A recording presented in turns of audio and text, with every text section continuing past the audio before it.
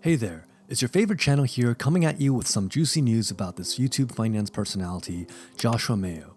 It seems like he's running one of the most popular finance channels on the platform, and people are saying he's the next big thing, the next Graham Stefan. But here's the thing, there's been some speculation and uncertainty about how much money he's actually making, and whether he's being truthful about it. Some of his fans have voiced their concern that he might not be telling the whole truth. I've spent some time watching his videos and looking into his past content, and I feel like I have a pretty good understanding of what kind of a person he is. But let's be real, there are a lot of finance YouTubers out there who are just trying to sell you on their expensive courses, promising to help you go from $0 to $1 million in just 1 year. They'll show you pictures of luxurious mansions and flashy cars to try to convince you to buy in. Don't fall for it, folks. It's not uncommon for these types of YouTubers to come from humble beginnings themselves. Just be wary and do your own research before buying into any big promises. Before we dive into the video, make sure to hit that like button, leave a comment, and hit the subscribe button to stay updated on all my latest videos. Your support helps me reach my goal of 100 million subs, and I can't do it without you. So let's do this together. Like, comment, and subscribe now.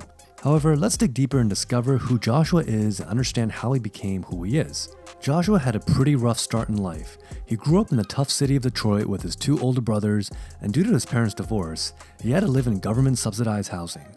Joshua was affected by the high level of crime in Detroit everywhere he went. Heavily secured and equipped with metal detectors, his school provided a challenging learning atmosphere. In addition to all of that, Joshua experienced bullying since he deviated from societal expectations. While his peers were more interested in athletics and gang fighting, he enjoyed drawing and playing video games. Joshua's worldview was greatly influenced by it, and he came to believe that this was how everyone should live and that success was a natural trait. But once his family relocated to Lake Orion, things started to change for Joshua. In Lake Orion, it was a stunning $300K. In contrast, the typical household income in Detroit was barely $15K. At the time, Joshua didn't give it much thought, but it was his first introduction to a new way of life. Joshua attended his first party in the 8th grade at the residence of his friend Chris. Joshua was pleasantly delighted to see that everyone addressed him by name and appeared really interested in him, despite the fact that he had misjudged the size of the house. Joshua experienced a major culture shock since this would have never happened just a few months earlier. In the future, Joshua's viewpoint would be challenged, as evidenced by a conversation he had with his father. Joshua assumed that his dad's friend came from a wealthy family because he ran a construction company and earned over $300K annually. Joshua came from a similar background, and his father's friend even gave him advice that resonated with him ever since. If you want to be successful, you must build a business. 2015 was when it all started for Joshua. Fresh out of college, he was ready to tackle the corporate world. First stop, a used car dealership where he was going to be a salesperson. But things didn't go exactly as planned. See, Joshua was making only about $3 an hour, and his pay was based on how many cars he sold. Thing is, Joshua was young and didn't really know how to handle customers, and the manager at this dealership didn't exactly appreciate that Joshua wasn't making any sales. As time went on, the manager's dislike for Joshua only grew, and eventually he got the boot. So he only stayed there for a month and a half before he was like, "Peace out, I need more dough." He got $450 after taxes, but he knew he needed to switch things up if he wanted to get rich.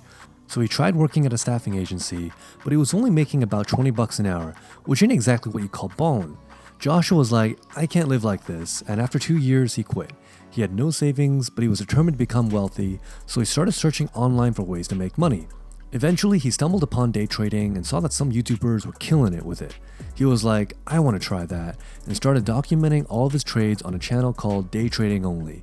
He even explained his thought process and everything. But unfortunately, it wasn't as easy as he thought it would be, and he ended up losing a ton of money. It was a rough patch when he stopped uploading to the channel, and he had to come up with something else. So Joshua was trying to make some dough on the internet, and he's like, "I'm gonna start my own t-shirt store."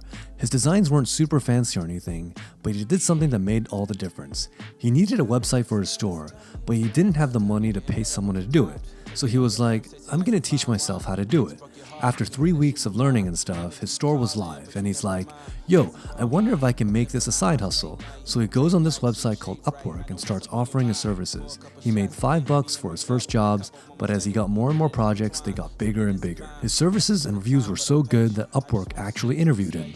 That was a big confidence boost for Joshua. He was recognized for his hard work and saw that his side hustle had a lot of potential. It wasn't until he got his 100th gig that he was like, "I'm gonna turn this into a full-time thing."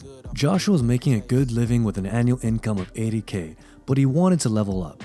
He had been watching a lot of Graham Stefan videos and felt motivated to start investing. However, he soon realized that becoming a millionaire through investing was going to be a long and difficult journey. Determined to find a solution to his problem, Joshua turned to YouTube and started building a channel in the finance niche, focusing on investing. He began sharing his knowledge about ETFs with his audience, even though his channel didn't have many views at first. Undeterred, he used some of his Upwork earnings to upgrade his studio and improve the quality of his videos. He also taught himself new video editing techniques to make his content more engaging. Eventually, all these efforts paid off and Joshua's channel began to grow. Joshua achieved his first million views on a video, which he viewed as a sign to YouTube to invest in him. While the CPM, cost per thousand views, for creating finance-related videos were already high at an average of 20, Joshua found that videos about making money had an even higher ad rate. He decided to focus on these types of videos and was rewarded with success. His core audience formed and began making 5 figures a month.